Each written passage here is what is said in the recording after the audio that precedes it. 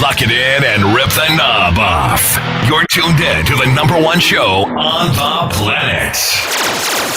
The Heffron and Reep Show. This is the epicenter of audio frequency entertainment. I love it. It's awesome. Can't get enough of it. Oh, yeah. You guys are the best. Heffron and Reep. I love you, love you, love you. The Heffron and Reep Show. Smooth. Sounded great. Hey, everybody. Jon Reep here. I'm half of the show.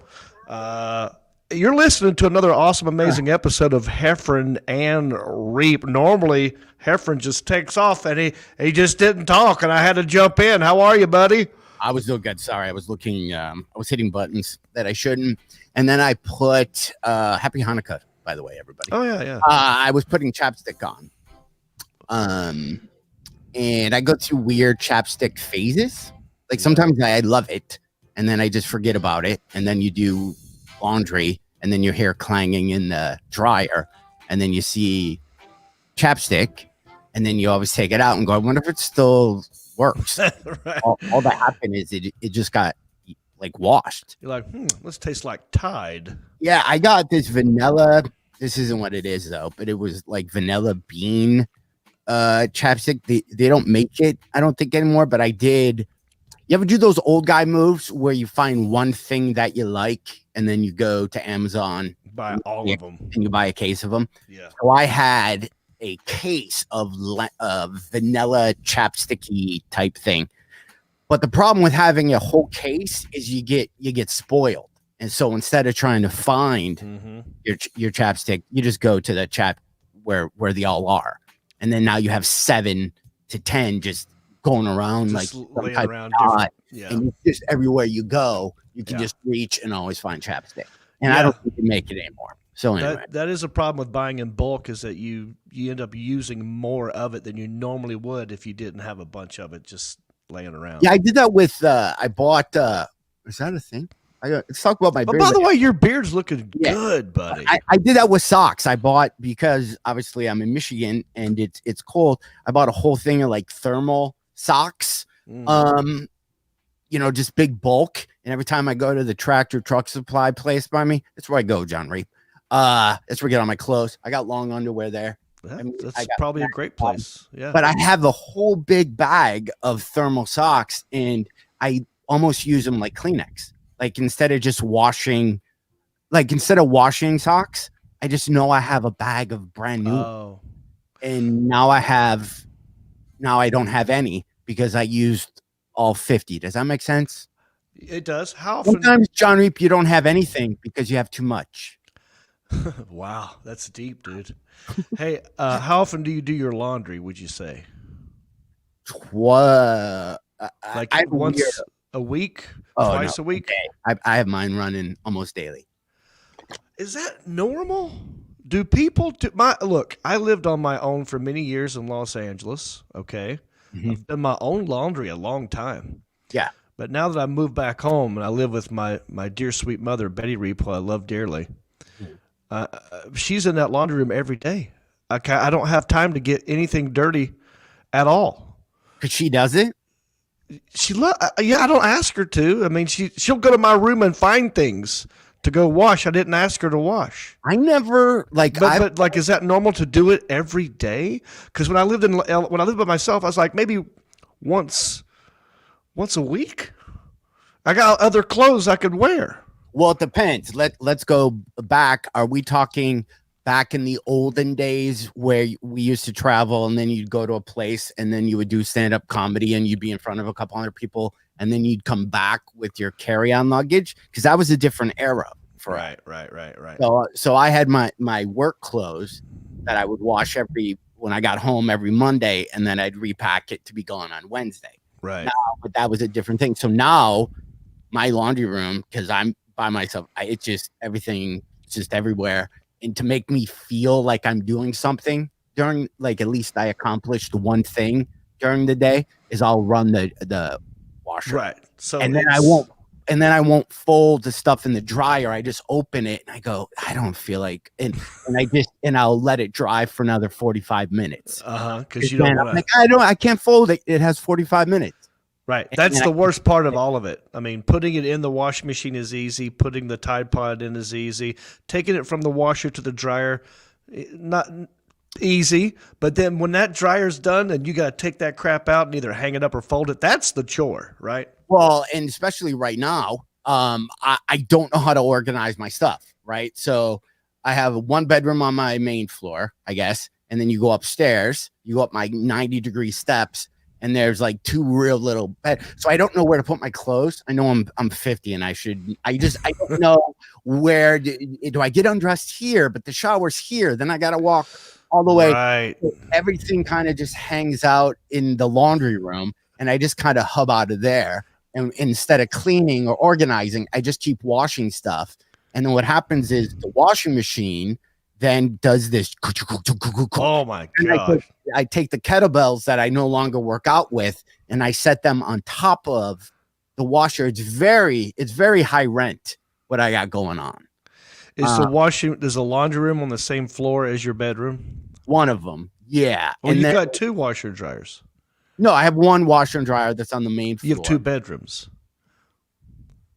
There's three. Well, I mean, it's a little house, so there's like these little A-frame, but they would count as it's a 3-bedroom house. I'm saying like because okay, here's an example. This is why I'm bringing it up. When I lived in LA, I had a condo, townhome. Yeah, and my bedroom was at the top of it, and my washer and dryer was at the bottom in the garage, which is really 3 stories away from my bedroom. Yeah. So when I did laundry, not only did I have to take it out of the dryer, I have to walk it up 3 flights of steps to get it up to the bedroom, then fold it and hang it up in my closet. Is this the issue you're having? Yeah, I don't know what it's, It's a pain in the butt. Hey, everybody, you're listening to an awesome, amazing episode of Heffron and Reep Laundry Edition. Now, let me ask you this. Oh, there's Shane Flint. What's up, buddy? Do we have a new Patreon, The Alan Jackson? We are listener supported. We do! All right. Nix. Shout out. Alyssa Nix, everybody. Thank you so much. If you want to help out this podcast, best thing to do, go to heffronandreep.com. Click on our Patreon. There it is. And you can also help us keep the lights on. Sorry, I'm interrupting. Susie from Detroit. Hello. My friend Jason Moffat, who lives in Hawaii. You saying hey. All right. Rick. What's up, Sean? Yeah, so clothing wise, so I do laundry every day just because I have a few of my favorite sweatpants that I enjoy sleeping in. I have sleep pants. Yeah. I like having clean clothes. So I think I need to get rid of everything. So I literally only have like 1 or 2 pair. Because I do, like how many pairs of underwear do you think you have? Me, more than I need. I can't get through them enough quickly. I mean, I can't get through them because my mom's always washing more than I would wash. Therefore, I mean, she does it every day. Like I've got underwear I can't get to because the ones I wear and put in the dirty clothes, she washes, puts it back up, puts it back in there. You have 100 pair, do you think? Oh, I probably got of underwear specifically. And I'm strictly boxer briefs. I've got different colors. I probably have 30 pairs. Yeah, I'm probably in the hundreds. I probably have like 100. Why do you have so many? Every time I'm on Amazon, I'm like, I like those bamboo ones. They make me, and then I get them, and then you wash them, and then they get too small, and then they kind of give you wedgies. But I've at least 100. Yeah. How long do you keep a pair before you decide? Well, this could get gross. Before you decide to throw it away, look, holes in it. Do you have my underwear gets washed almost every day because I'm doing wash every day. So which will wear it out. I think I threw some away that I remember having in college, like boxer briefs. Just recently? No, yeah, that I threw them up. These boxer briefs I've literally had since Eastern Michigan. I've never worn. They've moved to 5 different. Oh houses. Wow! It's not like rotation. Like I have like 6 pair of underwear in rotation, but I have like 100. Right. That's a good way of describing it. What we have, I got probably 6 in rotation. Yeah. What your this is like the flannel I'm wearing. This is a D-list flannel, not one of my go-tos. Mm-hmm. This was in a thing. I'm like, I should maybe bust out my flannel. It looks comfortable. It looks a good quality flannel. Going up with the beard. Let me see the beard. Okay, great. I wanted to compliment you on your beard. It's looking good. I see you've done some maintenance. Alan? Huh? I was gonna ask Alan if he wants to shoot me full screen so you can see that. Oh yeah, sure. All right. So John, I noticed that you've trimmed up the neckline and the cheek part. It looks good. Yeah. So I didn't know what to do with this. I'm pointing at my whatever this is. My That's called your neck. my neck. I was thinking thorax, but I think that was a Dr. Seuss. Adam's apple. Oh yeah, thorax is dead. Is that a thing? No, wait. Now I got to figure this out. Is it larynx? Larynx. There's a that thing. I kind of cleaned it up here, but I didn't know how far up to go. Nope, you nailed it. You nailed it. Took it off my cheekbones. But the side's starting to get scraggly, and I'm tasting more lip hair. Yeah. And like I had chocolate milk because I'm an adult before the show, and I still kind of taste it. So I don't know how you clean up the lip. I've had mixed reviews. I've had people say they didn't love it. I've had people say the thing, it probably ages me, but since I'm not performing anywhere, I'm going to try to last till January. Just to see, right? As your friend and your podcast partner, I'm telling you, it looks fantastic. You should keep it. You got a perfect mix of salt and pepper in there. And we're in a mix. Want you to push it. And you look good. It looks good on you. I mean, look, what are we? We're in our late 40s. We're not, this. I've got the 2 white spots right here coming in. What I don't like though, if it gets too white up here on the mustache part, like this part, just here. For me, I'm talking about for me. I might have to make some changes, but yours looks great. Yours looks pretty thick too, like around the jaw part of it. What are you using? I'm not using I don't even know what to put on it. Somebody said beard. No, I mean like clipper wise. What number are you going with? Or I haven't clipped it yet. I didn't know that's what you're supposed to do. Oh no, so you've not trimmed or done anything yet. You just sort of shaved up the neck and the cheeks. Yeah, did I don't know. Oh my gosh. So John Reep, can I say something? Sam Balo is on our chat who wrestled with me. I don't know if Sam ever wrestled Chris Perkins that just popped up. Yeah, and then my other buddy Ruben Mikaterov. It's a whole Southland wrestling thing with the guy from Milford coming in. Remember I told you the wrestling. And they said you can't have facial hair in wrestling. That's what one of them saying. Well, there we go. There's Sam. Sam was awesome. Remember all last week, John? I told about Mr. James and the whole thing. Right. And you quit Heffron and how scared, because what happened, and then we'll get back, is at Milford High. It was right when Vision Quest came out, and you would go and they'd have the mat, and then the lights would come down, and then they would play Lunatic Friends, just like the movie. They totally ripped off the movie. Yeah. They weren't creative, Perkins, right? And they went, woo, woo, and then everyone would go crazy. And then they'd come out and they'd run around, and you would just be in the middle. And then I would think I'm going to be pinned in about 4 seconds. And that would happen. But anyway, so yeah, John. That's cool. Your buddies are watching. It looks good. It looks good. Yeah, I say keep it. I don't know why anybody's giving you mixed reviews on it. So well, it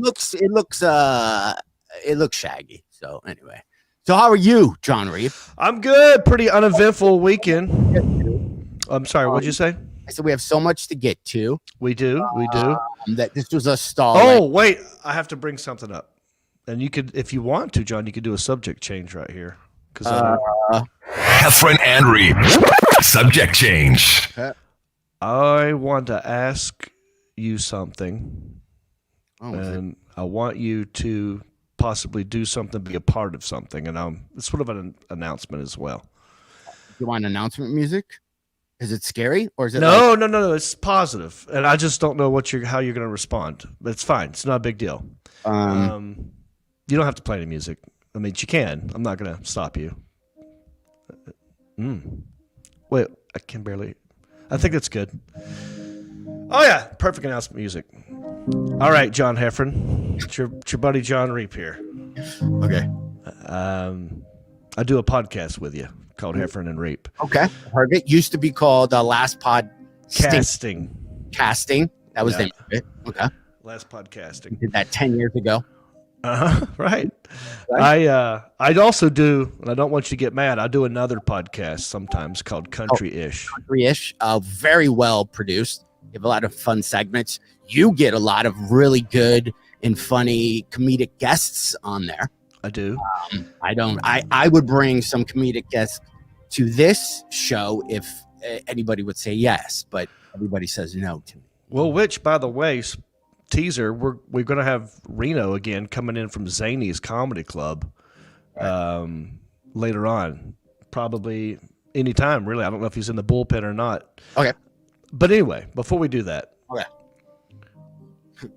Last year I did a comedy cruise called Jon Reep Laugh Your Nass Off. We went to Nassau. We did karaoke. We did a podcast, Country-ish. Did karaoke. Okay. And I want to extend the offer to you, John Heffron. Would you like to come on the Reeps Peeps comedy cruise? It's a 5-day cruise. We leave on November the 6th from Port Canaveral. We go to a private beach in Haiti. And then we go to the Nassau, Bahamas. It's 5 days. We have days off in between. Stand-up comedy, podcast, karaoke. And I'm thinking if I add you to it, we get more people on. It doesn't have to be just country-ish. We could also do country-ish, but we could also do a Heffron and Reep. It could be like both of my podcasting worlds coming together. And I don't know what you're doing November 6th to 11, but here's how it works. Okay. Because I know you're going to ask about money. No. Why wouldn't you? At some point, we would have to talk about it, right? So my buddy Johnny Poovey is the one who puts this together, and he asked me about it a while back, and I'm like, yeah, how does this work? Well, we book a certain amount of cabins, and if we do well, then we get a percentage of the cabins that we book. Right. I'm like, well, does that mean, are you paying me up front, or am I getting paid on the back? I get paid on the back end. So I've had to buy my own cabin. I bought my cabin, so I've already spent money. I bought a cabin for my mom and for my son, and I'm thinking about doing one maybe for an intern here. I don't know. But if you bought your own cabin, but if we gave you a promo code or something, and you told Johnny Poovey the people that you get to sign up, then you get that. Yeah. Multi-level. It sounds like a damn Amway pyramid scheme. 100%. 3 people, and those people get 3 people. You are on your way to financial freedom. What if I told you I have a way for you to make not $1,000, not $2,000, $3,000 a month? What would you do extra with $3,000? Can you change lives? So here's the thing. Of course, I would do it. That's a year away. Right. So I think everybody will be vaccinated up. Yeah. As of today, people are getting vaccines today. So yeah. But that's a full year away. Let's hope everybody. Right. The thing about cruises with me, I would say yes. That doesn't mean I won't flake out. Look at Shane Flint's comment, John. Read Shane Flint's comment. Oh, he's out, right? He's saying he's in if you're going. Oh, I got it. So I get weird on ships. I've been on two cruises, 2 work ones, and I've gotten sicker than I've ever got in my entire life on both. Oh, really? Not motion sick, but just physical germ sick. Yeah. Like when I did the NASCAR one with Dale Earnhardt Jr. and all those, just everybody from NASCAR, it was literally one of the worst experiences that I've ever had. Wow. Okay. But I think that was a thing. Yeah. What else? This is a big ship. It's Royal Caribbean Mariner of the Seas. It's one of the big ships, and we obviously I'm not rolling that big. I don't have the whole ship to myself. It's just a package. We're just part of the cruise. But it would be fun, yeah, right? Because all I got to do is get a wristbandy thing, put it on. Yeah. And I don't get seasick. I might not leave the ship. Yeah. I told you that story when I was when I got off at like Nassau or something, the Pedialyte story.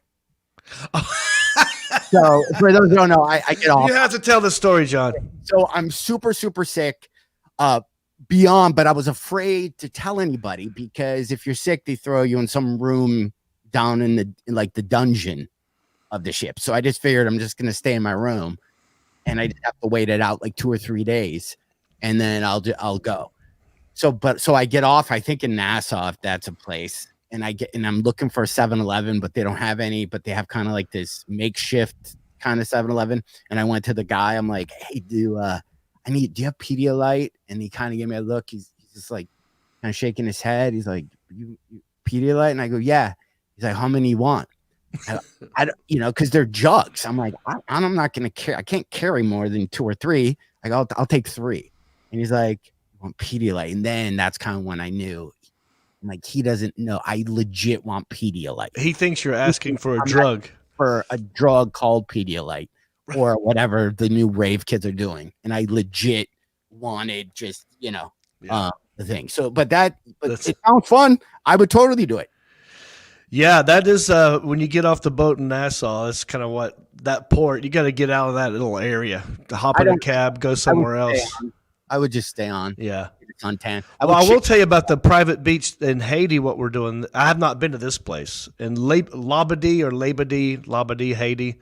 I don't know. It's a private beach, and they have the world's longest zip line over water. So if that's your thing, that'll be a part of it.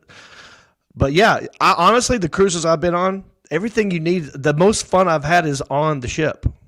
I mean, just going out to the deck and hanging out, and you still see the ocean, obviously, and everything else. Like, I don't need to get off the boat. Everything you need's on the boat. I met a family from Atlanta, and my brain's not going to remember.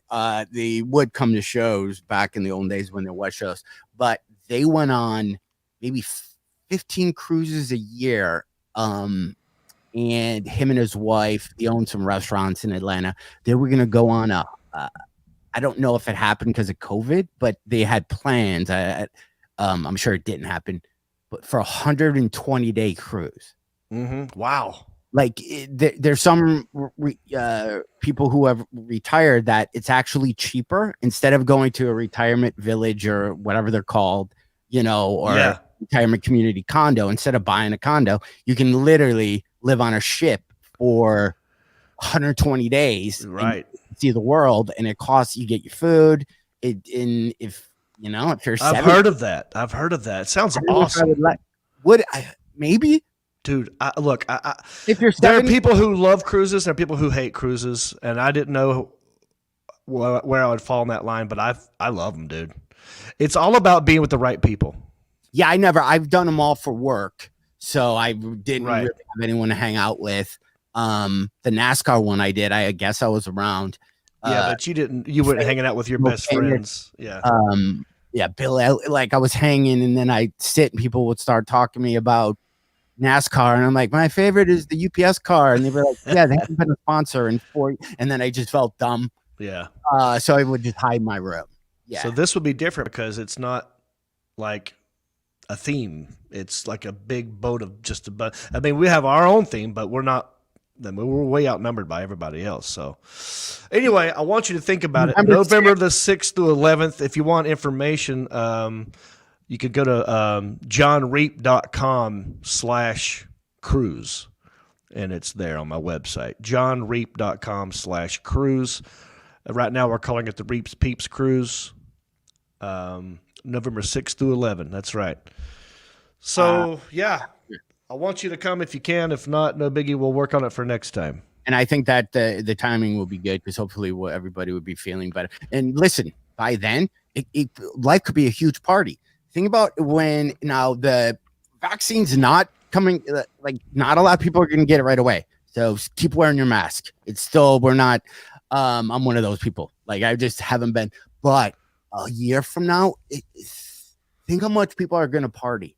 I know, dude. Like when you can go back. I know I get it. Texas and Florida, you guys don't even know there was a thing, so you never really stop. But just mentally, just it was such a shit year for a lot of people. Yeah, that it's spring of next year. It's gonna be. This is going to happen. Everyone is just gonna be like, listen. We got our jobs back. We're making again. I'm super wishful thinking, hoping that it happens. Comedy clubs are back open. If that's a thing, who knows?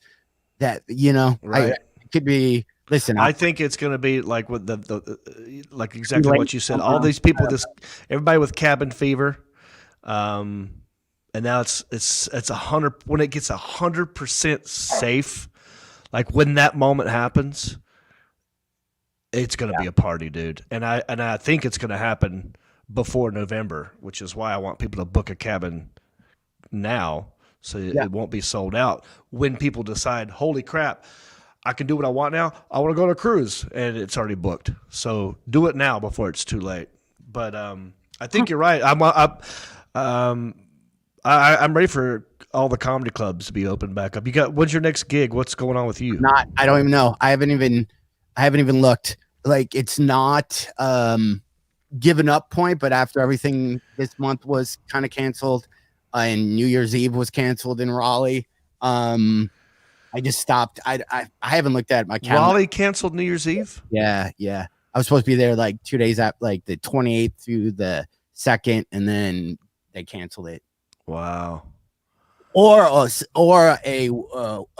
a weigh-ins decided to take the date from me. That didn't happen. That's a thing that happens in our world. Yeah, there's a lot of. I was booked, and they would call in. They would be like, "There's a weigh-ins that wants the weekend, and then you get canceled." Mm-hmm. It used to only be like one or two, but there's a lot, so that happens. But I don't have anything.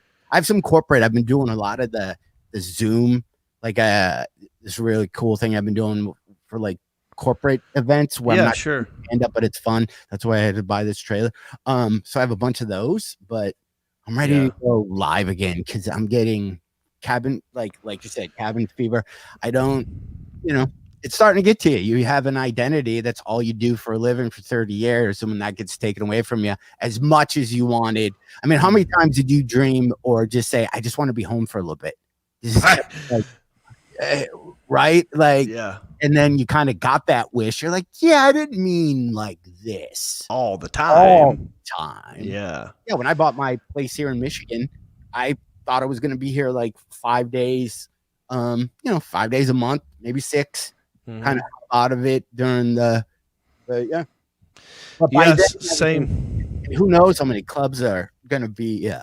Well, that's what I'm worried about too. Like which ones are, if this keeps going, but hopefully, it's almost done. But like, there are some clubs that have shut down, and they might not ever open back up, which means there's less jobs for us. There's less jobs for us. That's there's less clubs. If there's less clubs, and there's the same amount of comedians vying for those positions, and we're not, we're not the top of the totem pole. We might be the middle part. Yeah. That's gonna be a thing. Brian Regan is doing clubs. The few clubs that are open, Brian Regan is so there's like 5 or 6 people right now doing the COVID run. Every time I look, Steve Byrne is someplace. I'm like, come on, he must be super healthy. He's everywhere. He just moved to Nashville. He did? Yeah. Steve Byrne has moved to Nashville. Theo Vaughn's moved to Nashville. Josh Wolf has moved to Nashville. Dusty lives there. Reno lives there. Oh, by the way, we should talk about last week with you and Dusty. Why? Was that funny? That was a funny moment, dude. Like, I laughed out loud watching it a second time because we aired a snippet of that on Country-ish. Right. And that was the one I chose because it was so funny. Because Dusty, I mean, we didn't plan this. You guys didn't talk about it. You were just saying, Dusty, I'm sorry about the Instagram thing. And Dusty was just the whole time going, nope. Yeah. Like he's not accepting your apology. No, he was legit pissed at me. Like even. Are you sure? Like, is he still pissed at you? Do we know? Or yeah, I know he was going to have. I think he sold a sitcom or something. I don't know if it was like last year or something. He needs one because if not, he's a great actor and would be awesome. He was legit mad that I was an hour late for an Instagram live thing that had 11 people on it. Like he was legit mad, and I felt bad because he's like super nice guy. Well, just didn't know the time different. I couldn't do the switcheroo from Michigan to Nashville time or whatever. And he was like, yeah, it's central. And he just like clicked me off or hung up on me. Have y'all talked since then other than just the podcast? No, just that. But so I feel bad. But I love Dusty, and I know Dusty really well. And I don't think he's really mad at you, but I know he's a funny dude. And I think he's probably just having fun going with it. Like, right. I don't think he's really mad. Okay, good. But and if he's not, then he's a good actor, which I think he probably would be a good actor. I agree with you there. I don't think he's legit mad. But it was a funny moment because in my brain, you actually thought he was legit mad, which I know bothers you because, you know, like me, I want everyone to like me, you know, and I don't like it if someone's mad at me, especially a good comedian.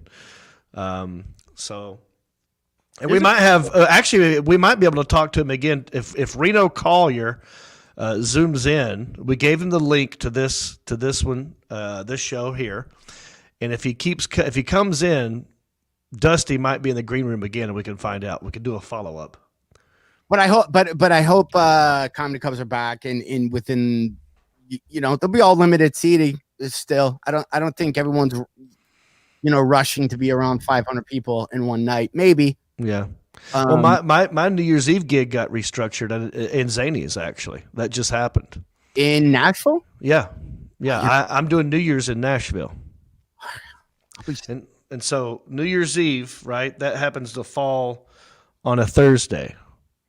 And I was supposed to do the 29th, which is a Tuesday, the 30th, and the 31st. 2 shows New Year's Eve is what I was going to do. So that's 1, 2, 3, 4 shows.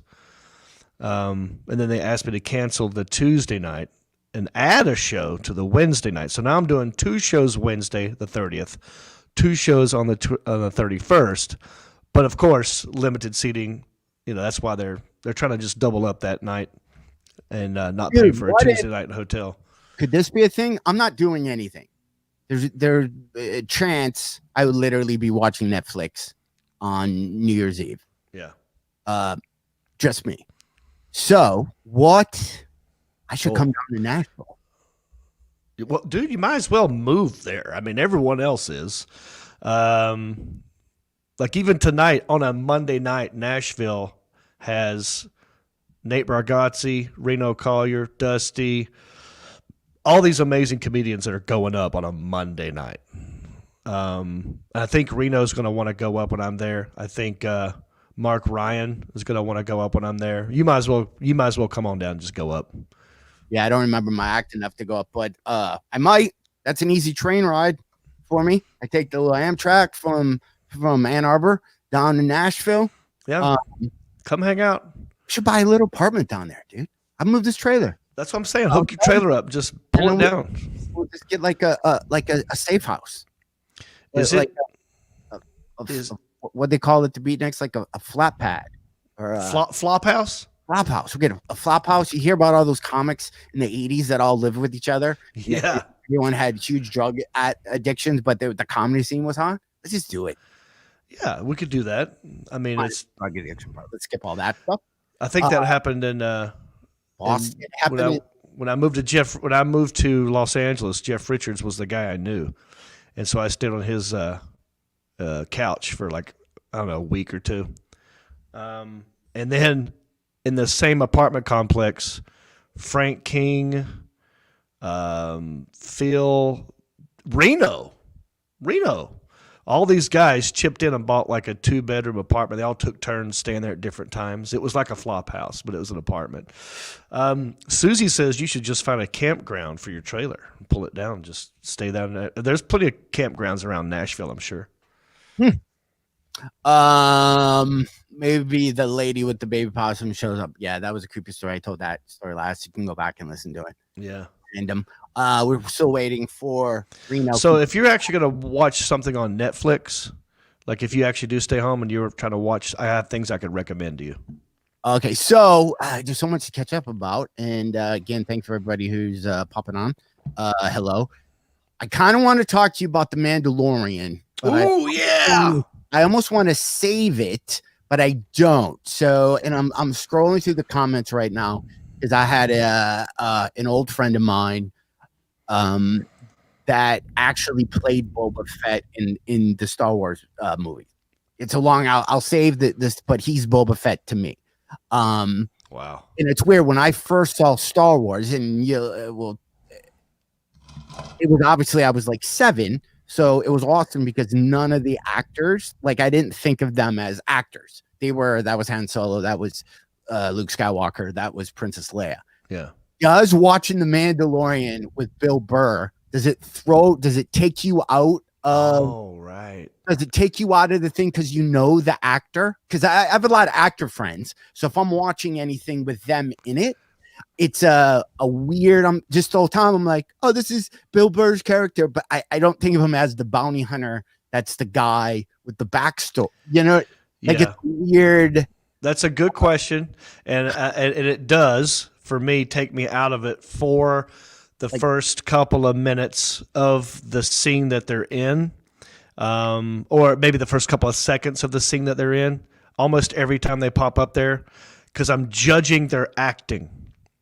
Because I know that they're not just an actor. I know them as a stand-up comic, but can they act? And so I'm judging that, and like the choices they're making, and if they say something like, "Oh, he totally wrote that," like he wrote that for them, or he ad-libbed that, like all that's going through my brain, which does take me out of it. You know, unfortunately. You enjoy? Were you a actor fan? You enjoy acting? You've done a lot. I've done some acting. I was a theater major in college. I like acting.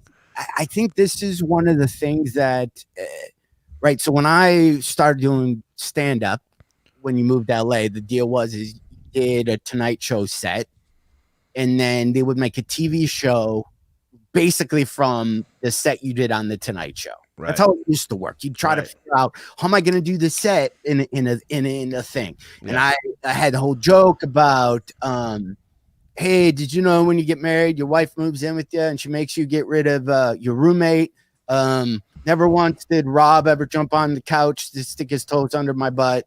I love my wife, but I miss her. Literally, that was the bit that I got a TV deal. They wanted to do a sitcom. Right. If it was me, newly married, the wife had to go to the ex-roommate to really kind of figure out, it was just the dumb sitcom-y type stuff. Yeah. But the whole time when I was going through it, all I was hoping was, I don't want this to be a thing because I hate acting.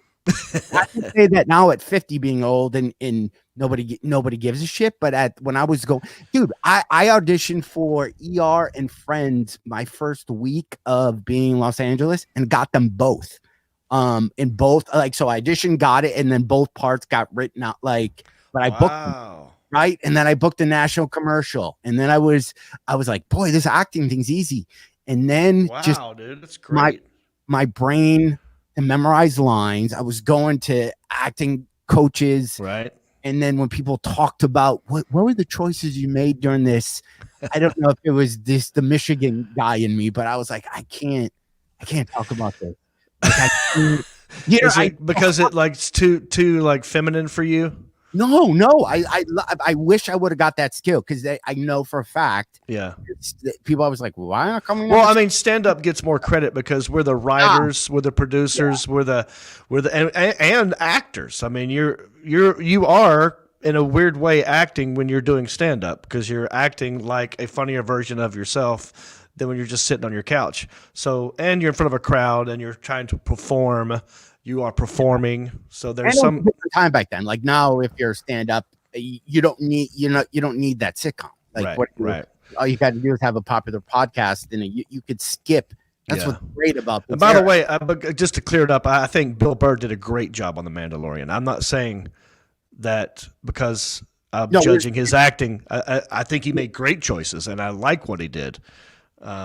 He did really good. You know, some of the especially comedians like Bill Burr that are mostly about sort of proven points and not performing. Like, I'm a goofball. Like, I act things out. Brian Regan acts things out. There's a lot of guys who act things out. Some comedians don't act things out. They just use inflection of their voice, or they're being shocking in a weird way with their word choice. And Bill has a lot of that. So to see him actually be able to pull off an acting role as well was great. Some of the more serious comics are really good at. I know it's annoying. I keep putting my reading glasses on and off. I don't know. You're gonna go blind. These are horrible. It seems like a lot of comics are crazy good at doing serious roles. Like the least wacky funny they are. Like, look at Mark Maron. All hit like this. The more serious they are. I don't know if it's because we either have a happy place or a dark place. Again, I'm not an actor. I have no idea how they pull it off. But it always seems like I enjoy comics being super serious more than, hey, I'm a stock clerk and I work at a big Costco and I like the cashier. Like, I don't enjoy that from comic. I don't know why. No, I agree with you. I think it's because, and I've heard other comedians that are actors say this, and I kind of agree, and I don't want to sound egotistical or cocky or narcissistic or anything. But let me tell you something. We want to come down on this podcast. At least that means people are. I think at the times I've done, and I've auditioned for tons of things, not just comedy. In fact, the role I got on Into the Storm, what got me that part was a scene that I improv'd in the audition that they made. That's what they ask you, the actors, to do: come in and improv this scene. And the scene was you're running from a tornado, and you run into a bank, and you're hiding under a desk, and you're praying to God for your life, and you're making a deal with God for the tornado not to kill you. And I remember improvising this whole scene, and at the end of it, I was bawling. Like, I was literally crying when I got up, and I was like, I'm sorry. And they're like, whoa. Everyone in the room was like, well, that was good. And so, and I didn't know how, and I don't want, like, I think it's easier to be serious than it is to be actually funny. And instead of doing like, that's not my toaster. That's easy. I auditioned for Black Hawk Down. And it was the part, he's no longer with that chicken comedian. Yeah, Michael Roof. Yeah. He got that part. And in the audition, you had to die. You had I remember that scene. I know all about it. Yeah, because so you had to go, and you're laying there, and when you're auditioning in front of people, when you act like you're dying, it's when you've never had an acting class. I was just like, and the only acting I ever did, I would do that with my two dogs, is I would like fall down and pretend that I was dying to see what they would do, to see if they'd curl up and whimper. And Margaret would bring me a tennis ball, and Kylie would like teabag me. Like, that was all that ever happened. They knew I wasn't even a good enough actor to convince my dogs that can't go further, have to I did the audition like that. Dude, that would be one of the funniest. And I literally, I think I was so horrible. I think I said I'm dead. And I'm dead. That's great. And then you have to get up off the floor. So when you audition for stuff, you're in a little trailer like this. There's usually one kid working the camera, and then one person reading a script to you as shitty as they possibly can. And then I committed to laying on the floor at least. And then I just got up and walked away. And then that walk from the audition to wherever your car was parked, right? Yeah. park on the lot, you knew that they kind of knew you. Or Oh yeah, if you got in the lot, if you got a drive-on pass, you got it's kind of like, oh, yeah, all right, that's Then closer. That's closer. yeah. If you had to park somewhere in the streets and then walk up to the gate, you knew you didn't have a chance. you didn't have a chance, Dude. That just made me think of something. I think the funniest montage ever would be of all the comedians rehearse, like having to audition for a serious part and dying. Their audition tape where there's no music behind it. It's just the cold audition. Like, I would pay money to see what you did in that audition. I think that would be hilarious. I was so embarrassed. Like, well, I don't even remember the lines. It's obviously a serious thing, but I did that. I think how I died even. I don't remember the scene, but obviously the person was shot. But I did that thing where I went down to one knee, almost like somebody like punches you in the stomach and you lose your wind. I went down to one knee and then I went to the other. I'm like, tell Betty I love her. Tell her never to forget about me. And tell my dad. Like, I don't know why I was the cowardly lion. Oh, I've got a love. And then I laid. I didn't even like death flop. I just kind of like laid back just so I didn't hit my head. And I think that, and I'm dead. That's I'm dead. Like, I'm dead. That's great. Well, when you were on the sitcom you were on Rodney. Well, that was a regular one I did. Yeah. Did you audition for by the way, that's a crazy story. Oh, okay. We got Oh, no. So I auditioned for the part of a bartender. Right. And then I did not get that part, but they said they're going to offer that part to someone else, but they like you and they want you to audition for this other part. And I said, oh, okay. And I went in and I auditioned for the cop. And the guy who got the bartending job was Kirk Fox. You know Kirk? Yes. Comedian. Yeah. So he got the part of the bartender, which was a bigger role. The part that I got was just one episode, the pilot. That was supposed to be it. They shot the pilot, and then after a while, they tested it and all that crap. They realized for whatever reason they didn't like the bartender role, so they got rid of Kirk's part, and then they decided to make my part bigger. Right. And so I sort of snuck in. I didn't have to go audition for the network and all this stuff. I did one thing for the pilot, and it just grew slowly. I just kept getting more and more scenes, more and more episodes, and that kind of stuff. So it was kind of, and Rodney really liked me. Like I could make Rodney laugh, right? And he liked being around me, and I think that really helped. But I didn't have to do all the other stuff. Now I have done that for other shows that didn't make it, and that's tough.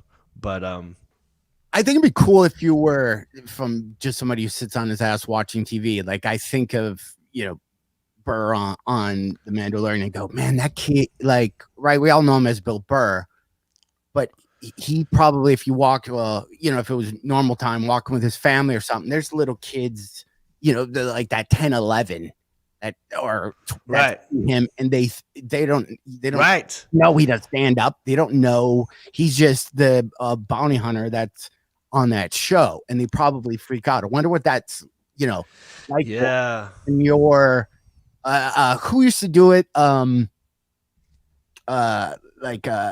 Adams. Okay. Yeah, he did some Disney or thing or Nickelodeon thing, right? What's it called? Teen Wolf. It was that's what it was. That was on MTV, and anytime we'd be walking around them all together, teenagers would freak out.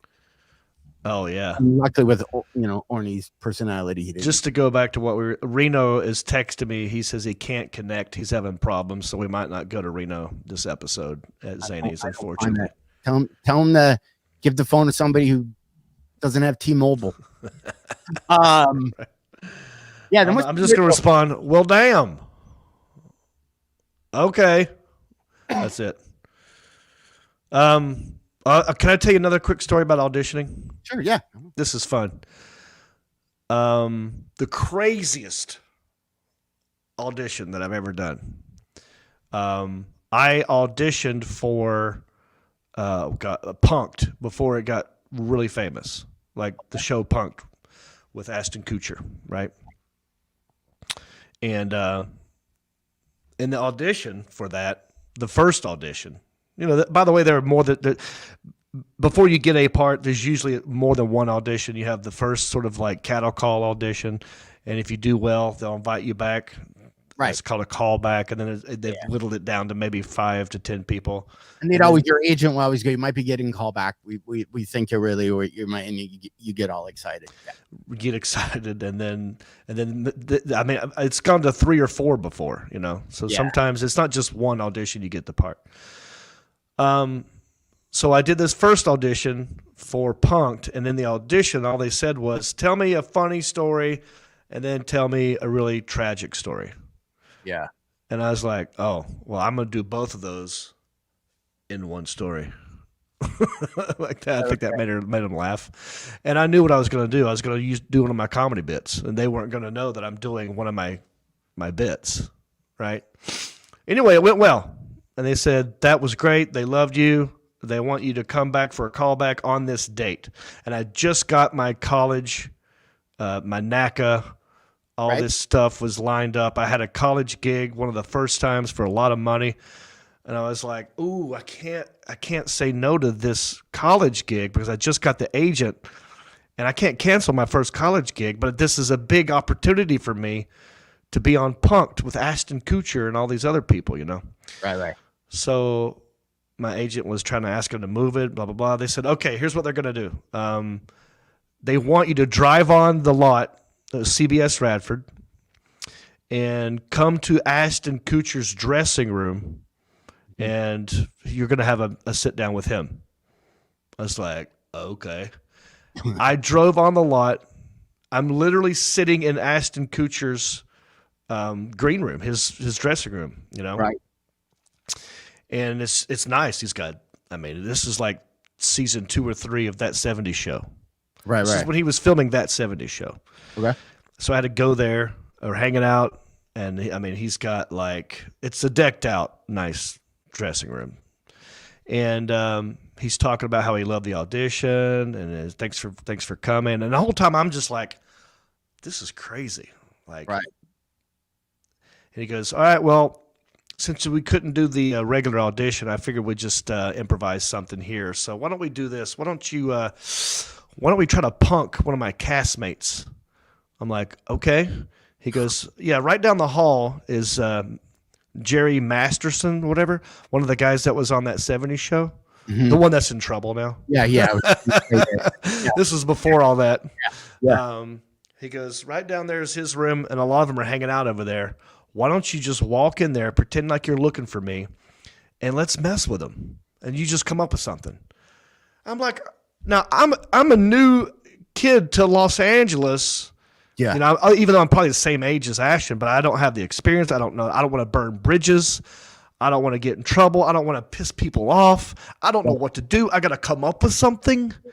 Right. And so I'm like, but I'm trying to remain cool, like my poker face. I'm just like, yeah, of course. Yeah, it's easy. Whatever you want to do. And so I walk in that room. I just walk in, and they're sitting there. They're on their computers. They're playing music. It was a couple of them. It was Masterson and a couple. Somebody else. I can't remember their names. I want to say there's like 5 people in this one big dressing room. And I walked in. I was just like, what's up, guys? Have you guys seen Ashton? I'm his old college roommate. Used to play flag football with him in Ohio State. Anyway, haven't seen him, so I'm just going to hang out here for a minute. They're like, oh, yeah, okay. But I thought that would annoy them. Right. They're like, oh, yeah, cool, no problem. Yeah. I was like, right. And I go, now what do I do? And then so I just I went to the bathroom in there, and I shut the door. And I'm like, and I look in the mirror like, what do I do? I got to do something to punk them. And they're being nice to me. So I got to do something to piss them off. That's the idea of punking them, I guess. So I'm like, all right, well, I just turned the shower on inside of the bathroom because they had a shower in there. Right. So I thought, I'm going to pretend I took a shower. And so I just turned the shower on, and I'm in there for a while, getting it all steamed up. And I come out thinking like, they'd be like, what the hell, man? And I come out, and they're in the middle of some heated conversation. And I said, no, they ignored me. And it was like, I didn't do anything. They were just that disinterested. Disinterested. And I just sat back down, and then Ashton comes in. He's like, oh, there you are. Come on. And he goes, how was it? I'm like, I don't think it was good. He goes, yeah, it's hard, huh? And so obviously didn't get the part. But that was the weirdest experience for me as an audition, you know. I don't know how you even did that. I would have left. I've had a couple auditions where, what was it? I was in one with a bunch of comics. I don't remember what it was. I ended up getting it. The one thing I booked, it was called like Man Up America or something. I was with you, man. The same. No, maybe not with you, but I auditioned for the same thing. Yeah, it's called Man Up. It was called Man Up. Like on Spike TV or some shit? Yeah, it was Spike TV, and it was at a house down at the beach, remember? Like, yes. I got a video clip of, oh, God, what's his name? What's the guy? Oh, he's a MMA wannabe. He's with the Joe Rogan guys, the older one. Oh, God. Older one. Not Brian Callen. Callen. I got a video of Brian Callen arm wrestling one of the guys from Adam Carolla's podcast, Ray Olden. All at that audition. Yeah, so I'm there. We're all there. And it was very testosterone-y, people are arm wrestling. And that I was like, this is seriously, are we going to take off our pants and have a wrestle? We're all going to roll around. Like it was a weird vibe. I'm like, well, I'm here. Yeah. I don't want to get my agents pissed and not. And there was some other comic who was there. And even if you don't have to say it, he read like what we had to do. And I remember him going, fuck this. And he leaves. I think I know who it was. So I was like, is he from Boston? Yeah. Right. I think I know. I love that guy too. Yeah. So I'm like, wait, we can just leave. And I didn't want it. And it was all, come on, tell us what's your manliest. And, it was a whole thing. So I end up getting, I do it. And I end up getting there, like they want to, and I'm like, there's no way. There were 700 other comics there, and we did it this time of year. Reminds me of it because the whole thing was around holidays. So for that show, me and then two other guys, we had to catch a turkey. Mm-hmm. So we had to run. There were just turkeys in a field. We had to catch them, and then we had to slit their throats, bleed them out. Throw them in a washing machine, do this thing, we had to make a turkey, like a Thanksgiving meal the way it used to be. Nothing bought, so we had to do it. And then we had, I have a video of all this. I should post it. It's Christmas. I was showing how to give the Heimlich, and they had Santa Claus was choking on the cookie that was left, and I had to give him the Heimlich. And then we had to like light wars where you had to do me and the other three people, you had to make your house as cool Christmassy as possible. I shot down a Christmas tree with a shotgun, and then we lit Christmas trees on fire to see how fast Christmas trees would catch. Now wait, you're not describing the audition. You actually did this stuff. We shot this whole thing. Wait, we shot this crazy Spike TV drones. Pilot. You shot a pilot, pretty much. It was an air pilot, like one of those ones. Oh yeah. You're gonna go. There's only gonna be one of these, and we're gonna see what happens, right?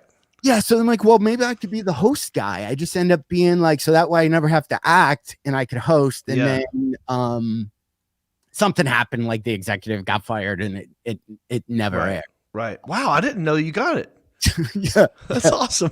But it was Mike. But it was one of those weird auditions where I'm like, I'm leaving. Other people are people are arm wrestling. Yeah. It was very dude-ish. I didn't like my audition. I was like, I had to improv something with another comedian. And I didn't know the guy. Yeah. And we're all like talking over each other. You're trying to be funnier than the other. It was bad. Yeah, that's funny. Well, I'm glad you got the part. I wish. Who else was you and who else? Jamie Keller.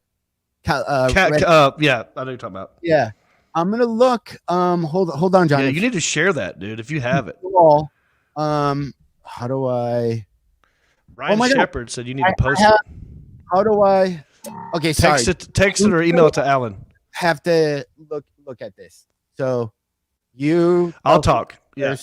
So, folks, as John looks for this awesome footage of him from Man Up show on Spike TV that aired one time, I feel your pain. Oh, it never aired. Well, no wonder I didn't know you got the part. I never saw it. Yeah. Okay. Well, he's going to look for that. Why don't you check out heffronandreep.com? Go to heffronandreep.com. We got old episodes. We can listen to it. You can subscribe from there. We would really like it if you would subscribe to us. I know you're watching this live. Most of you are watching this live on Facebook or YouTube or Twitter. But we're also an audio podcast, which means we're on iHeart. I mean, we're on like Apple Podcast, all that stuff. If you would take the time to go and subscribe to one of those, it would help our numbers. And, if you're so inclined, write a nice review on iTunes or Apple Podcast. Give us Also, 5 stars. I just sent you. I don't have any of the footage. I don't think so. I just sent Alan the thing. So yeah. So that was. I know. I'm trying to recap. Now, while you're doing that, I kind of want to go look for the video that I shot of Brian Callen arm wrestling Ray Olden. The guy that was Adam Carolla's best friend growing up in high school, who's like a carpenter, like a manly dude. And he's got weird strength. Like he's a small dude. He's not small, but he's not a big guy. You wouldn't think he's super strong, but he's super strong. And he's like your size, you know what I mean? But he's got the strength of Lou Ferrigno or something. Yeah, one of the guys I sent you a picture of when Alan has. Well, I'll wait. Yeah, it was a weird show because I'm the least manliest. This is pre-beard. But yeah, it was going to be the three of us. I had the greatest time with these guys. We did so much just fun. Like literally, we set Christmas trees on fire. So that was. Oh yeah. Okay, hang on. Let me look at this. Okay. So you've got. So I don't know the two guys in the middle, but I know the other guy on the outside. That's Jamie, and then the guy next to him is Andy. Andy used to be on that. What's that? Pyro Circus. Those guys that used to ride those motorcycles that were on MTV. Mm-hmm. Do you know what I'm talking about? They used to. Yeah, they used to like go in the sphere upside down, and no, they weren't like circus act. They were like a bunch of stunt guys. Okay. Andy, both of those guys were the coolest guys ever. And then I sent. I think I sent another picture of. That was one of the scenes where I was and then I had to come downstairs, and fight Santa because I didn't know. And okay, this is Nitro Circus. Thank you. So I wish I had a picture. There's what do we call him? A little person? Yeah. This sounds okay. This is gonna sound like I made it up. Santa had a little person that was feeding him cookies during the scene where Santa chokes. The little person came in. I'm not kidding, and it was he had two. There were two girls that had to have been porn stars, and the guy was so drunk. He was in an elf costume, loaded, so drunk, and he wouldn't do the scene. Like he kept doing the scene wrong. All they had to do was feed Santa cookies. And then I would hear elves, and I would come down the stairs. That was back when I used to lift. I used to have shoulders back then. I was also, dude. Yeah, you look buff. Look at that. That's kind of. You look like. I mean, how long ago was that? That was probably 10 years ago. Maybe 12 years. Yeah. Look at that. I had hopes and dreams. Look at that. You look like you could hit a fastball. But yeah, I remember the elf guy being so. I wish I had somebody hand my phone to get a hold of Jamie somehow. Yeah. I don't. So, but anyway, Jamie's went on to host a bunch of crap. I've seen him on the History Channel all the time, or Jamie, Discovery. Yeah, he's like a host dude. Like he's good at it. Did you think you did a good job? I mean, when you look back on it, did you think this guy your performance was good on that show? Yeah. The only thing I didn't like, and I'll try to find footage for. We can take the picture down. I'll try to find. They had me take a shotgun, and I had to shoot down a Christmas tree. So we see Right, that sounds like fun. How fast can you? What was the fastest way to take down a tree? To chop it. I think somebody had a bat. I had a shotgun. I don't know why. It's spiked. I guess that was back when they needed to blow up stuff, like an axe or a tree. Right. But I've never really shot these shotguns before. So all I had to do is just shoot the tree down, but I kept missing. And then the stunt guy had to come and literally put me on target or whatever. And then I shot it down, and I footage of me. It looks like I shot it in one shot. Oh, okay. Got it. Dude, I don't have the video I was looking for. I was going to try and find the video of them arm wrestling, but this is a new phone. I know I didn't save it. I was going to try to text Jamie to see if he could get on the podcast. Maybe next week, right? Still. Yeah. Jamie Collar. Yeah. Super fun. Is it? Is it? Because there's so many different. There's Brian Callen. Yeah. What's his name? Jamie Keller. Yeah. Okay. Keller. Yeah, he's done well. Good for him. He's got a funny shorts where he's like dads at a park, and it's like two dads sitting watching your kids play soccer or baseball, and it's just a conversation that the dads had, and every week he had a different like comic on. But yeah. Wow, man. Anywho, we should do this as a segment. By the way, John, this might be good for this podcast. Now that we've talked about acting and stuff, when you nowadays, and even before COVID, a lot of times when you audition, they would say, "Oh, I can't." You'd say, "I can't make it in. I'm on the road." They'd say, "Well, just record yourself and send it in." I didn't delete all those recordings. I've got recordings of me auditioning for things that never happened. Putting yourself on tape. Yeah, I put myself on tape. I still have those videos of me auditioning for things that I could share with you guys, so you can see what it looks like, huh? Can you? Is there a way? If I saw one, could I guess what you're auditioning for? Like, could you look at one and go, "Oh, this was a big movie or a big TV show"? This might be. Again, this is embarrassing. No, well, I would never make fun of you. Well, yeah, of course you would. That's okay. I'm the worst. Like, I'd even be a horrible porn actor. I'm that bad.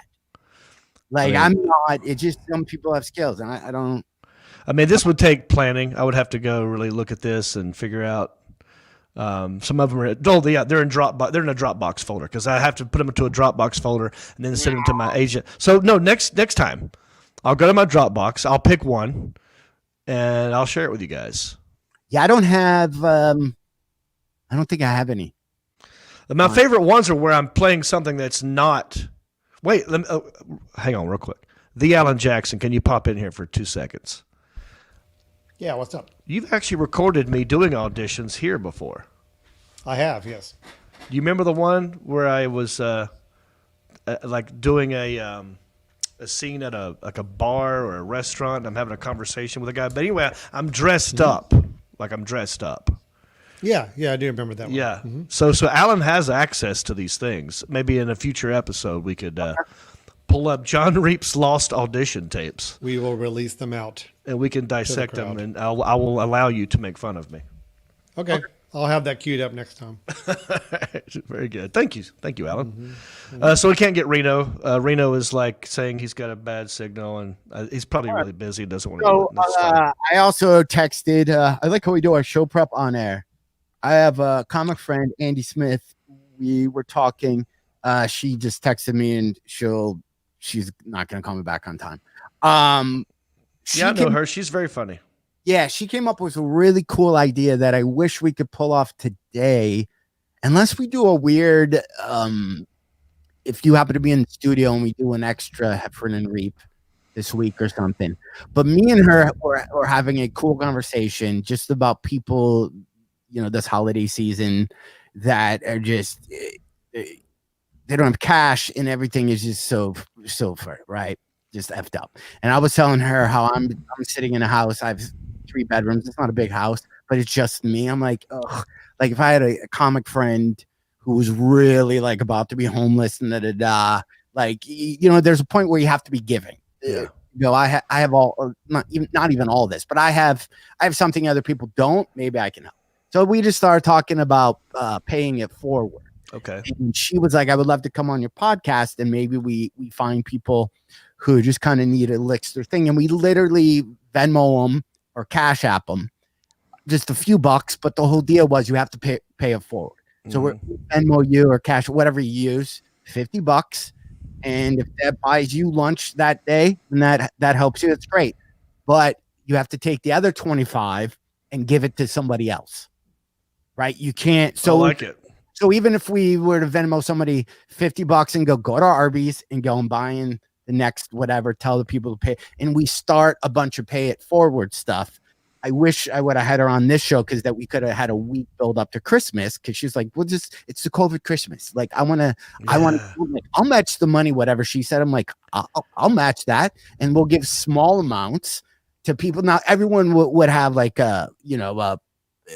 not even making fun of, I don't even know what to call it, a woe is me story, where some people would lie and go, I need this, and you give them $100 and they keep the $100 and buy pot. That would happen. But if we did it where we gave people, $50 or $75 and go, when you're at the grocery store, just buy the next person. So it's not even your money. That's a great idea. Giving money to give to people. Wow. At anything that they wanted. But she literally, I think that's a great idea, and I would love not only are we helping people, but we're helping people help other people. That's the thing. And hopefully they will record it, get a video of it, and we will have content. We will share it on this show, maybe you record yourself going like, hey, Heffron and Reep helped me, and now I'm helping you. Here is a Big Mac, whoever stranger behind me in line, or whatever it is. Yeah, because I'm not buying gifts this year, so I'm like, you know what? What if I, so I was looking, and then I found actually right before where I grew up, they're doing like a toy thing where I'm like, yeah, I'm going to sponsor some, but there's a way we can do it before Christmas next thing, where we just kind of have, again, I keep saying Venmo or Cash App. That's I think the only way to really do it. I don't know logistically how we would give somebody $50 and go buy yourself some McNuggets, and then buy somebody, a snack or whatever. Right. That's cool, man. I'm down with that. Let's get Andy on here next episode. Yeah, but it was her idea, and she has I didn't want to, but have to give the kids this thing. Yeah, send her a text. I will tell you this: if you are actually looking, okay, here's Michael Evans Sullivan saying, "I'd spend it on a ginger beard mask, and join you Patron." Oh, his Patreon. I got you, buddy. Money back, but I think, let's do that for next time. It's only the 14th. Okay, we're doing little things.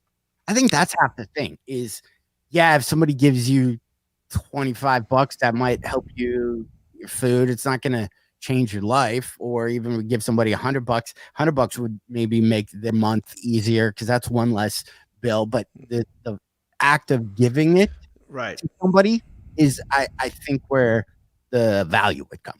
Yes, 100%. And it makes you feel good to do it. And when it's spontaneous like that, when it's just out of the blue, it makes you, it can make your whole day. So, reaping it forward.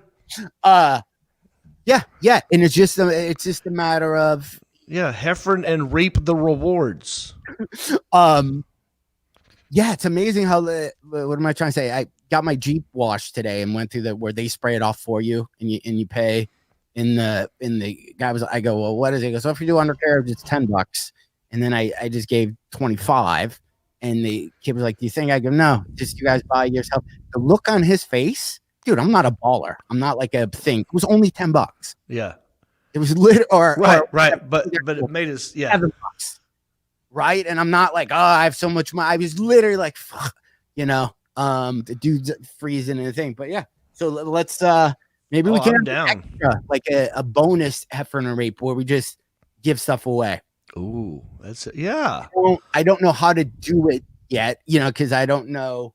But That's the hard part is logistically figuring out how to get the cash into people's hands. Are you having an earthquake, John Heffron? Yeah, because I'm in this trailer, if I move too much, because I didn't buy the stability things, everything rocks. Wow, if that trailer's a rocking, don't come a knocking. What are you doing in there by yourself? I'm trying to get to this ball that I never. Hold on, let me try to get to it without moving. Your knees are hitting. You're probably like, moving my foot. this is great. You need to start doing DDP yoga, man. Wait. I know you've done it. Look, like this is my AD. I was about to get something. Why doesn't he have an app? Can you know him? Text him and go, make it easy. He has an app. Not a DDP app that I can just do the workouts from. It's all on CD. Okay, go do your thing. I'll ask him. Well, I don't know where you're going. What are you looking for again? I'm gonna keep asking him questions so he has to come back. You know what another problem is? And then what I also think. So anyway, yes. Look, you guys. So remember when I was doing my 80s church thing, which I just bailed on, even though I thought it was kind of funny. That's what we do, man. I just had no follow through. So I ordered this that I was going to give away on the 80s church thing. And I don't want to, it looks really scary. I don't know how I'm going to show it to you. So I bought, if you can see you see that? Oh my God, what is that? So that's a doll. It's kind of creepy. Hold on. Oh, dude, did you get one of them sex dolls? Not a sex doll. It's the opposite of a sex doll. It's American Girl doll. It's the creepiest. Oh, you don't like American Girls? What? Oh, it's not. You can't be creepy when I'm talking about a kid toy, right? No, wait, go back to full screen. Okay. So it's Courtney. Oh, she's got a name.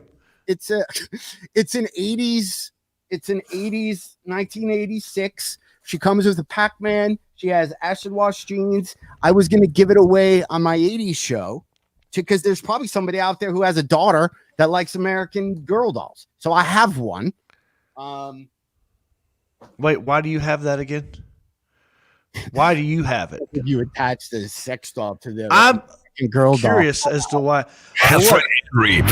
Subject. Heffron and Reep. Subject change. So I originally got that when I was doing the 80s church, and I was just going to do it to get people on a mailing list or give it away, just as a. So you bought it recently to give away. And then I never followed through, and it was just at my house going, I don't know any. I don't need. You gotta get rid of that thing. I don't. Being a 50-year-old guy with no kids having random dolls in the house, probably not. And why was the doll? Dude, and now it's in your trailer, and you're by yourself, and it was rocking. Can you imagine if you walked out? And why were there kids' toys when we come back? It's funny if someone's sees you walk out of your trailer after it was rocking like that, and you have the doll in your hand. It's like, what were you doing in there? But so I have that. We could give away. I don't know if that's even a thing. Yeah, someone please take that doll from John. Yeah, a lot of people saying blow it up. I wouldn't do that. Blow it up? No. Yeah, I mean, some little girl would love that thing. Yeah, I could do it for Toys for Tots. That is a good thing. But maybe we can find a way to give it away and make it somewhat entertaining. You know what I mean? Okay, let's do that. Because you're Samantha thinks it's evil. You don't put your witchcraft on me, Ricky Bobby. Yeah, Sean, you're not getting it. So here's what started the gifts. John, I know we're all over the place. Your intern sent me a candle. Yeah, Isaiah. And should I wait till on our very giving podcast that we do next? Should I tell people what it is and what confused me? I don't know. Do you have let me ask you this. I don't have to light it, so I should wait. You don't have a lighter to see. Yeah, wait till you have a lighter. Do we even say what apparently this is supposed to? Do you know? Like? You already know, right? Yeah, you told me, but I don't know. That's not what the label says, by the way. Read the label. The label says Orchard Breeze, and then it just says perfume candle. Okay. Well, I'll tell you what happens if you light it, if you want. Do we though? How can you do it without? Well, maybe we should wait because I want to ask Isaiah one more time exactly what the smell is. I know exactly what it is. Okay. Oh, you do? Yeah. Because I forgot. Oh, I can tell you, but it's not. The thing is, okay, if you knowing the title, knowing what it's supposed to smell like, I don't know how that's. I'm gonna put it in the private chat because this seems like a conversation that would go in the private. Okay. Well, I'll tell you this part about it, right? He said so I'm gonna that when you light it, at first it does smell like a nice scented candle. Okay, look at so that you don't put it out immediately. And then about 5 minutes into burning it, it's supposed to change into something else. Okay, look at what I wrote there. Yeah. What does that smell like? That's what I'm trying to tell you without saying it. I don't know how you get that smell. Me being a candle aficionado now, where I have a bunch of 80s candles that smells like Drakkar Narnor that are just sitting in my house. Maybe I should give some other way. I don't know how you make a candle where the first part smells and then you get to that second part and how you come up with that smell. I wouldn't know. Like, how would you test it? You can't go like, that's not what that smells like. I mean, because we wouldn't know. I don't know if you would know. I wouldn't know what that smells like. I wouldn't judge you if you knew. That's okay, right? I'm not saying it's bad if you do. I'm just saying I wouldn't know. If you knew what the candle smelled like, that's you. I want you to be as happy as anyone else. But I don't know how you would get. How do we let the listeners know what it is? I'm going to look at the comments right now to see upper lip. What? Maybe people could guess. Then everything's going to get flagged because it's going to be immediately dirty. Well, people are saying fart. It's not fart. Someone said taint. It's not taint. Someone said Gwyneth.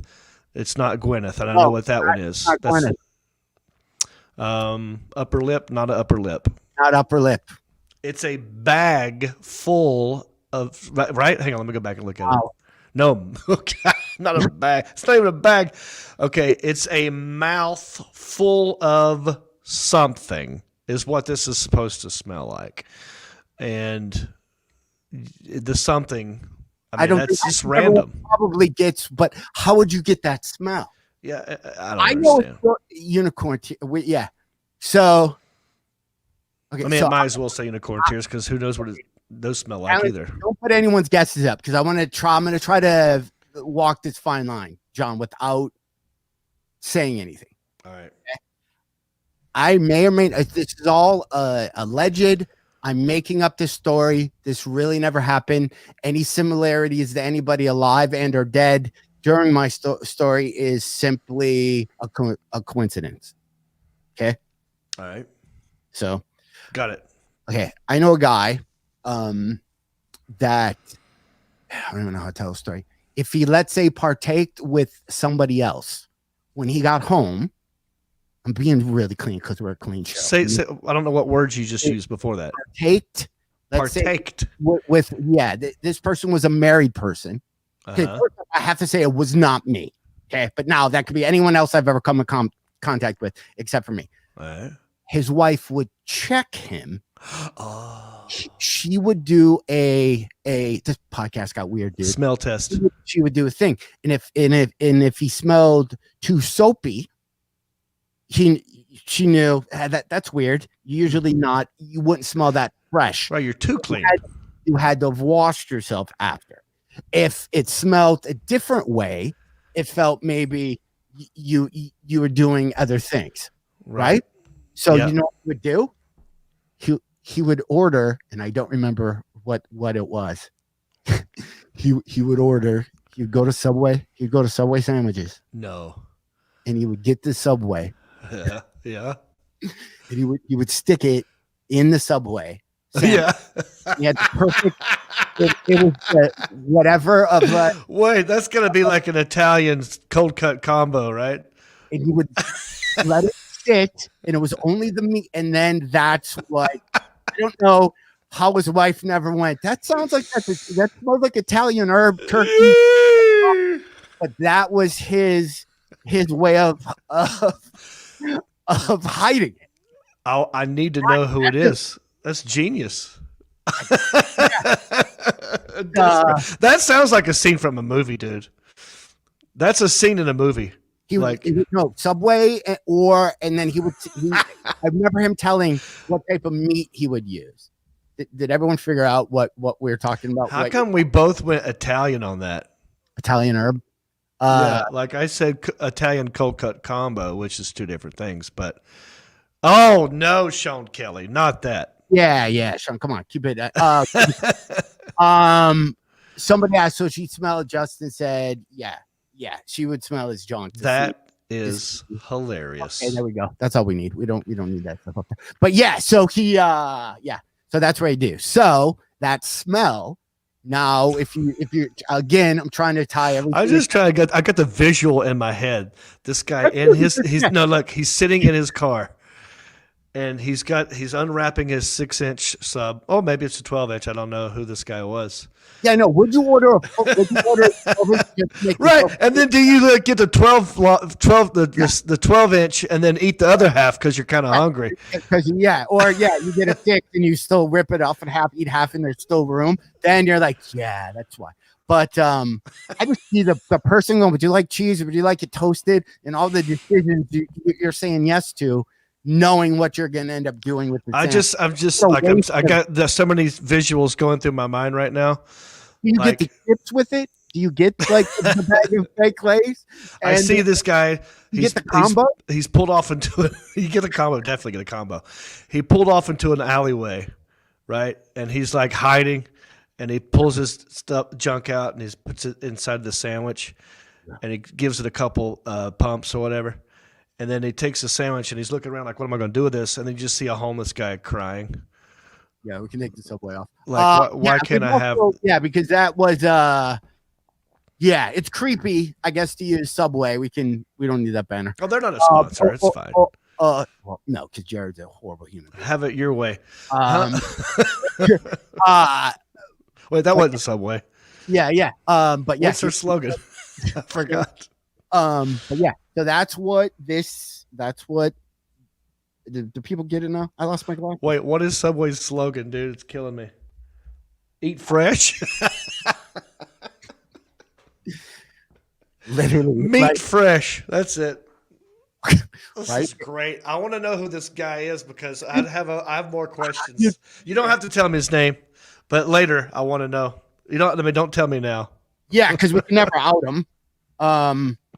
Dude, my glasses have been right, Brett. So funny. You don't have them. No, I don't know where they're at. This is great. I'll put in private thing. I don't even know if you know who he is. No, you can't because No. Don't tell me now. I don't even want to accidentally throw his name out. Yeah, or you're gonna say, "Oh, because that guy." Yeah. And you say a Tell joke me, when we hang up. So anyway, this So funny. this. So imagine what you put in a sandwich to make it smell like it's been in your underwear. That's what this candle's supposed to smell like. Justin Nancy said beat fresh.